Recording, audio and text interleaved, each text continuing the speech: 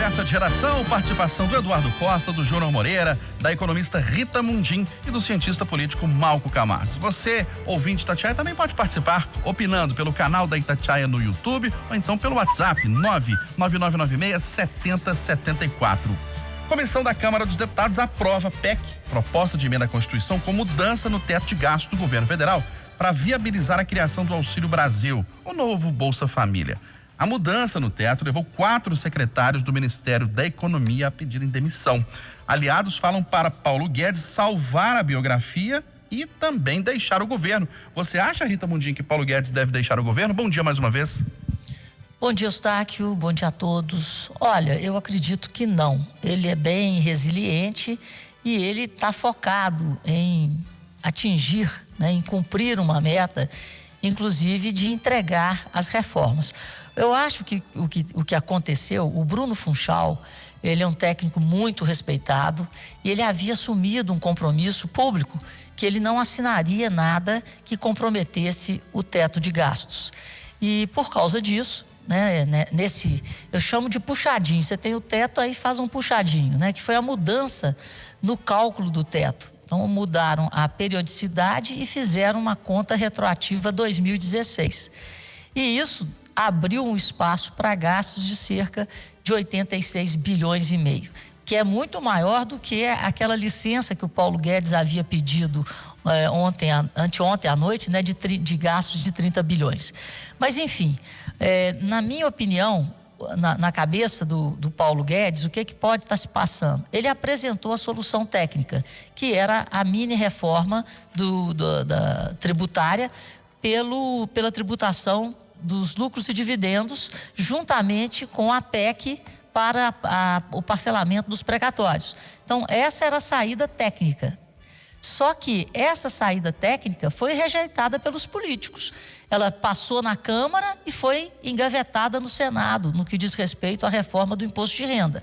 Então ficou um jogo político de um jogando no colo do outro. Só que o governo tem um prazo. Ele tem um prazo para fazer o novo programa social e para mexer no reajuste, que é o final desse ano. E ele tem que começar a se organizar para pagar a extensão do auxílio emergencial, se ele quiser fazer isso. Então, diante desse jogo político de não aprovar as propostas do governo e de engavetar e de empurrar com a barriga tanto a reforma tributária quanto a reforma administrativa, o que o Ministério da Economia fez? Entregou a solução para os políticos. E os políticos costuraram esse puxadinho no teto, que é mexer na fórmula do cálculo do teto, que só deveria ser alterada em 2026.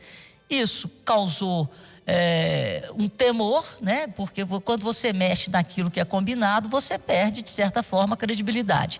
Mas, diante dos bons números da economia brasileira que não são mostrados, que não são divulgados, balança batendo recorde, receita com 200 bilhões a mais de arrecadação, 2 milhões e 200 mil empregos com carteira assinada que foram gerados nos primeiros 8 meses do ano, acho que o ministro da Economia continua tranquilo em relação aos gastos. Então, veremos as cenas dos próximos capítulos. O que aconteceu, na minha opinião, foi que o Ministério da Economia entregou para os políticos a solução política, já que os políticos não conseguiram e não quiseram votar e apreciar a solução técnica. Ô Malco Camargo, para você a política venceu a técnica? Isso é bom, é ruim? E quais serão as consequências disso? Bom dia. É tão impressionante falar nessa separação entre político e técnico, uma vez que quem está no ministério ocupa sim um cargo político porque implementa políticas, está nomeado por um político eleito pelas pessoas, que é o presidente Jair Bolsonaro, Na verdade, o que nós vemos é uma diferença no discurso e a prática. O discurso que esse governo é reformista não supera. A única reforma que aconteceu foi da Previdência e o Executivo ainda atrapalhou, criando privilégios para as carreiras militares. As outras reformas não saíram por falta de vontade do Executivo. O governo Bolsonaro ele é errático, confuso, sem pessoas aptas para ocupar os cargos que ocupam. Com raras exceções, como o ministro Tarcísio, a maior parte dos ministros são inexperientes, incompetentes e estão mais preocupados com as suas carreiras pessoais do que a servir o país. Essa realidade que o mercado percebeu agora e, como diz Bolsonaro, deixando nervosinho, como disse o presidente, já estava traçada desde antes da eleição. Bastava qualquer analista comparar o que pensava o deputado Bolsonaro e avaliar o que ele dizia na campanha. Bolsonaro é um presidente sem visão de futuro, corporativista e que não se preocupa com as pessoas. A ideia do novo Auxílio Brasil não é uma vontade do presidente, é resultado de um plano para tentar salvar, recuperar a sua popularidade. O comportamento do presidente faz o dólar subir. E junto disso, sobem os combustíveis e todos os outros preços. E não adianta prometer ajuda para os caminhoneiros para minorar os problemas. O país está acéfalo. E antes tarde do que mais tarde, como bem diz meu amigo Júnior, o país vai percebendo isso. Ô, Júnior Moreira, e para você, vale mudar a forma de cálculo do teto de gastos para pagar o novo Bolsa Família, o Auxílio Brasil? Bom dia para você. Eustáquio, bom dia. Esse assunto é tão complexo porque a gente fica ouvindo eufemismos, né? Você pode dar um nome inglês lá que o Guedes deu, falar que é puxadinho, falar que é licença para gastar, mas nada mais é do que furar o teto.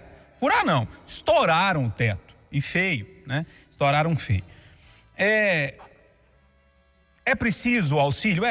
Ele é necessário, ele é muito necessário. Mas tinha dois caminhos. Ou você fura o teto, ou você cria imposto. Foram para o caminho de furar o teto. Furaram para tentar colocar em prática essa proposta que, se fosse bem conduzida, como uma proposta de Estado, era uma coisa. Mas do jeito que está sendo proposta, com o fim já no ano que vem, é muito mais eleitoreira do que tudo, né? Agora, eu não duvido, Eustáquio, que um novo imposto apareça aí daqui a pouco, que alguém vai ter que pagar essa conta. Como é que vai fazer? Fura o teto, gasta, como é que vai fazer? Eles vão ter que dar um jeito. Ou corta na carne, que não me parece que está na pauta também, né? Já há muito tempo não está na pauta, ou cria um imposto. Eu acho que das duas soluções que existiam, me parece que as duas vão acontecer. Uma já aconteceu, furaram o teto, estouraram o teto, e daqui a pouco vai se falar no imposto aí para cobrir esse rombo todo, pelo menos ao meu modo de ver. Eu fico muito tranquilo para falar sobre isso, Eustáquio, porque isso sempre foi uma crítica minha aqui no Conversa de Redação, no Café com Notícia. Eu falei, gente, Bolsonaro nunca foi liberal. Quem acreditou que o Guedes ia converter ele a um liberalismo, errou feio. Na verdade, o que está acontecendo, e já há muito tempo, foi que o Bolsonaro conseguiu engolir o Paulo Guedes. Simples assim, né? Ou seja, a situação é muito complicada.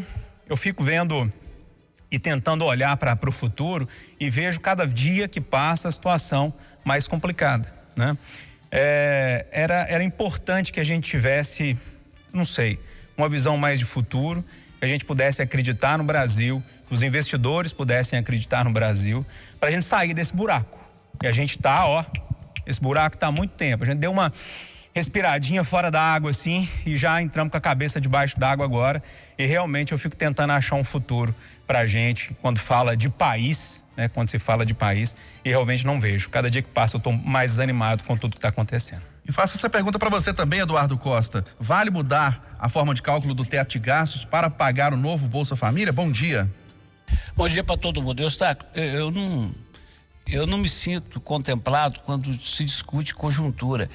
O problema é estruturante. E perdoe os ouvintes se volta ao tema.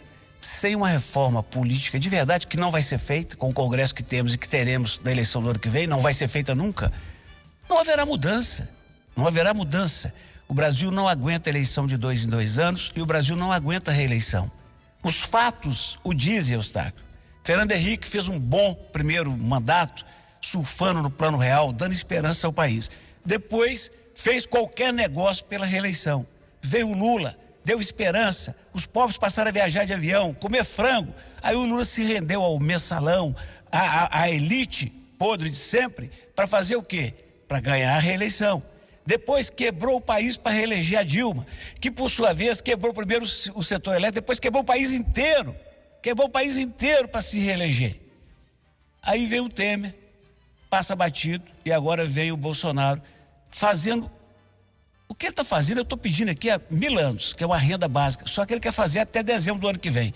Aí eu tenho que concordar com um deputado Biro, lá do Nordeste, que ontem foi ouvido pela Espesiale. Falou assim, o custo é muito maior do que o benefício, Isso é uma medida porca e eleitoreira.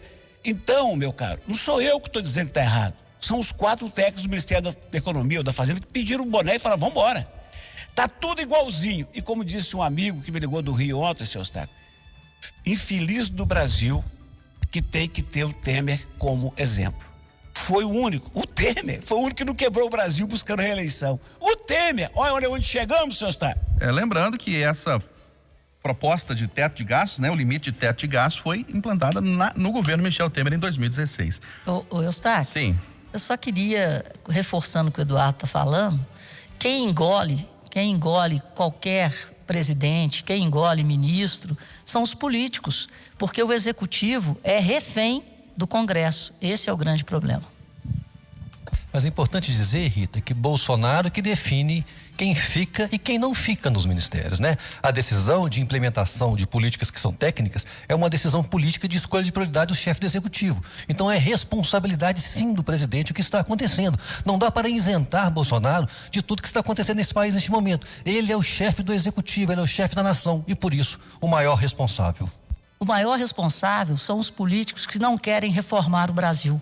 Bolsonaro está pagando o preço de ser um presidente reformista e de ter proposto as reformas. Todo mundo quer que haja um retrocesso, que tudo fique como está. E é por isso que nada é discutido e tudo é engavetado. O que a Câmara acha que está certo, o Senado fala que está errado. E nós estamos aí com a pauta econômica parada. E quem perde com isso é a sociedade brasileira. Somos reféns do Congresso.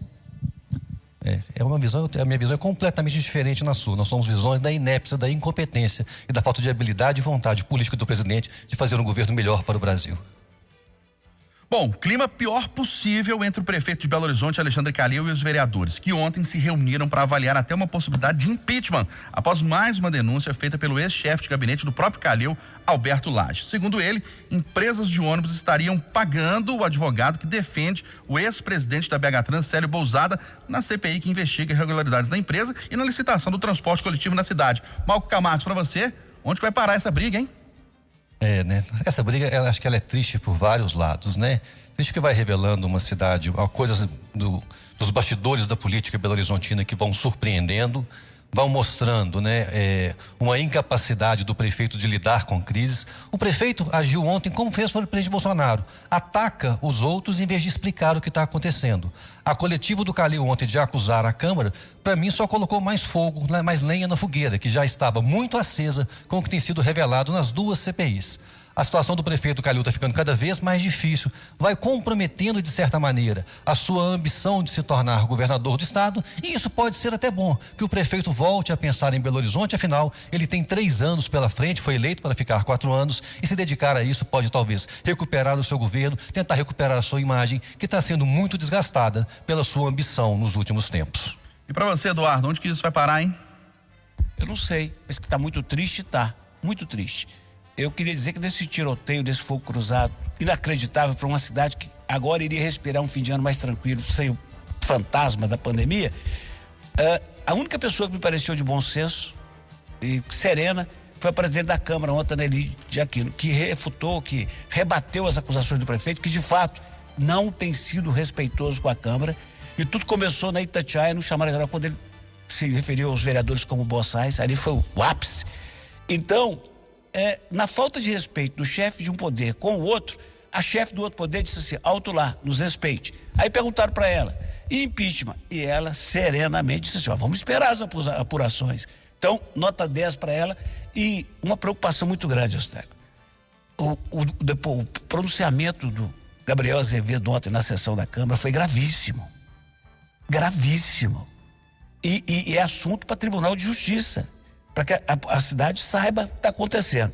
Essa história de que o advogado pago pelos empresários do ônibus pagou a defesa, ou está pagando a defesa do ex-presidente da BH Trans, precisa ser tirada limpo. Porque a prefeitura disse que não, quem está pagando é o próprio Bousada. Então precisa ver se tem recurso para isso. Agora, o pior é essa denúncia de que no julgamento do Conselho de Ética do Adal Clever, o único voto vencido foi o da Bisabel Dez, tributarista respeitada. Então, tiraram a Bisabel do conselho e puseram quem? O Hermes. Olha, ô Eustáquio, isso está igual a essas 3 mortes lá no zoológico. Vamos investigar urgente. E você, Júnior Moreira, o que diz sobre essa crise, parece que sem fim, entre Câmara Municipal e prefeito Alexandre Calil? A gente fala muito de diálogo, né, entre os poderes e harmonia, mas sem harmonia nenhuma aqui em Belo Horizonte, hein? Para mim, Eustáquio, esse é o assunto da semana. Eu precisava até de mais tempo para falar tudo que eu precisava falar, né? Eu acho que o do Bolsonaro, para mim, estava superado, que para mim não é novidade nenhuma, né? Agora, essa do Calil aí, eu acho que é um assunto que a gente precisava debater bem mais. E isso vai ter espaço, porque a gente vai falar mais de semana que vem, eu tenho certeza. Para resumir, dar oportunidade para a Rita também falar sobre o assunto, eu vou repetir o que eu falo muito aqui quando eu olho para uma coisa esquisita. Sabe quando você olha para um bicho assim, ele tem cheiro de cachorro, anda como cachorro, late como cachorro, você fala assim, uai, deve ser cachorro, né?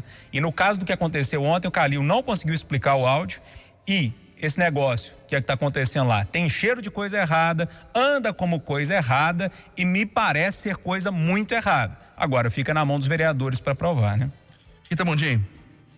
Rapidamente, é lamentável, mas é assim que nós estamos vendo de uma forma mais clara a nossa jovem democracia evoluindo e se transformando aí numa democracia mais adulta, né? A forma que a política é feita no Brasil em todas as esferas, municipal, estadual e federal. Então, o que que nós estamos vivenciando é exatamente o amadurecimento da sociedade e que cobra dos seus vereadores, dos seus deputados, dos seus senadores, uma ação mais ativa em prol da sociedade. E que os escândalos sejam apurados, porque quanto mais apurados, menos escândalos nós estaremos fadados a ver no futuro. Então, vamos ser participativos e a sociedade tem que cobrar a apuração de tudo. Ô, Eustáquio. Sim, Eduardo. É por isso que tudo tem que ser muito bem apurado. Eu acabo de receber um zap aqui do Vitor, que é da assessoria de imprensa da prefeitura, dizendo que a Misabel não foi destituída. Ela não foi destituída do Conselho de Ética. Ela, estando morando em Nova Lima, teve que sair porque está no regimento. É uma explicação. É isso que a cidade quer, explicações sérias. Um bom fim de semana para o senhor, viu? Amém, Eduardo Costa, para todos nós, viu? Sinal eletrônico da Itatiaia vai marcar 9 horas em ponto em Belo Horizonte. Final do Jornal da Itatiaia, primeira edição desta sexta-feira.